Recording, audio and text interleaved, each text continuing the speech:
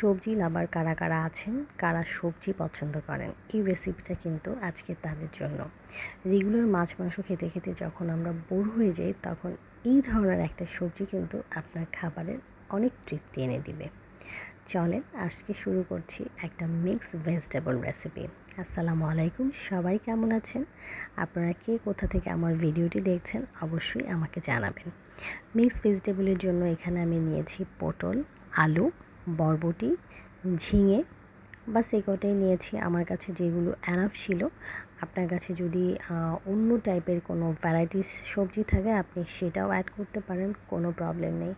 আমি সবজিগুলোকে দেখেন এভাবে কেটে নিচ্ছি, একটু ছোটো ছোটো করেই আমি কেটেছি। আপনি চাইলে শেপটা একটু বড় বড় করেও করতে পারেন, এটা হচ্ছে টোটালি অপশনাল, আপনার ইচ্ছে মতো। আসলে ঈদের পরপর আমার বাসায় কিন্তু তেমন কোনো সবজি ছিল না। হাজব্যান্ডকে বলেছিলাম সবজি আনার জন্য, অনেক দিন সবজি খাওয়া হয় না, সবজি খাবো। বাট যখন আমার হাজব্যান্ডকে কিছু বলা হয় তখন ও মনে হয় বাসাটাকে একটা বাজার বানিয়ে ফেলে। মানে এত আইটেমের সবজি নিয়ে আসছে আর এত বেশি নিয়ে আসছে, আমরা দুজন মানুষ কীভাবে এগুলো খেয়ে শেষ করবো বলেন। তো যাই হোক, আপনাদের সাথে অনেকক্ষণ বকবক করলাম, চলেন এবার মূল রেসিপিতে চলে যাই।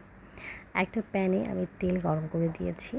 তারপরে এখানে আমি দিয়ে দিব তেজপাতা আর হচ্ছে পাঁচফোড়ন। পাঁচফোড়ন দিলেই সবজিটাতে কিন্তু একটা অন্যরকম একটা স্মেল অ্যাড হয়। আপনারা যারা পাঁচফোড়নের ফ্লেভার পছন্দ করেন তারা অ্যাড করতে পারেন। তারপর আমি এখানে পেঁয়াজ কুচি দিয়ে দিলাম আর কাঁচামরিচ দিয়ে দিলাম। এটাতে কিন্তু আমি কোনো লাল মরিচের গুঁড়া ইউজ করব না বা কোনো পানি ইউজ করব না। পেঁয়াজগুলোকে আমি ডার্ক ব্রাউন করে ফ্রাই করব না, জাস্ট 2 থেকে 3 মিনিট ফ্রাই করার পরে এখানে আমি খুবই অল্প পরিমাণে জিঞ্জার এবং গার্লিক পেস্ট দিয়ে দিয়েছি, জাস্ট একটু ফ্লেভারের জন্য। জিঞ্জার গার্লিকের পেস্টটাকে আমি খুব ভালো করে ভুনে নিব 3 থেকে 4 মিনিটের জন্য। জিঞ্জার গার্লিক পেস্টটা যখন ফ্লেভারটা বের হয়ে যাবে তখন অ্যাড করে দিব এই ধুয়ে রাখা সবজিগুলো। এটাকে কিন্তু আমি একদম টোটালি পানি ঝরিয়ে রেখেছি, তারপরও কিন্তু দেখবেন মোটামুটি বেশ পানি উঠবে। এখন আমি অ্যাড করে দিলাম অল্প একটু জিরার গুঁড়া এবং অল্প একটু হলুদের গুঁড়া, সাথে অ্যাড করে দিয়েছি স্বাদ মতো লবণ। আর কোনো কিছুই আমি অ্যাড করব না এটাতে। ঢেকে দিয়েছিলাম 5 মিনিট পরে। এই যে কিছুক্ষণ পর পর এটাকে নেড়ে দিতে হবে। আর এই সবজিটা কিন্তু খুব দ্রুত হয়ে যায়, থেকে ম্যাক্সিমাম আপনার 7 মিনিট বা 10 মিনিট লাগবে। আমি এটাকে মিডিয়াম হিটে রান্না করেছি কারণ আমার সবজিগুলো একটু ছোট ছোট করে কাটা ছিল। সো এই তো দেখেন হয়ে গেছে। এখন আমি তেজপাতাগুলোকে উঠিয়ে নিচ্ছি, কারণ তেজপাতা আসলে অনেকেই পছন্দ করে না। সো লাস্টে এখানে আমি একটু ঘি অ্যাড করে দিলাম, ধনেপাতা দিয়ে দিয়েছি আর দিয়ে দিয়েছি ভাজা জিরার গুঁড়া।